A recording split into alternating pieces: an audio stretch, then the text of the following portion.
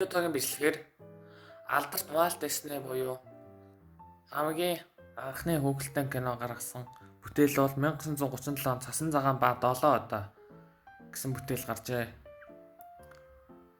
Үүсгэн байгуулагч нь David Hand, William Cottrell, Larry Morey, Percy Pierce, Pen Sharper. Дараа нь 1940 онд буюу Pinocchio худлаа яригч хүү гэдгээр маш алдартай билээ. Үүсгэн байгуулагч Norman Ferguson, Phil Jackson, Jack Kinney, Hamilton Luske, Bill Roberts, Ben Sharpstein.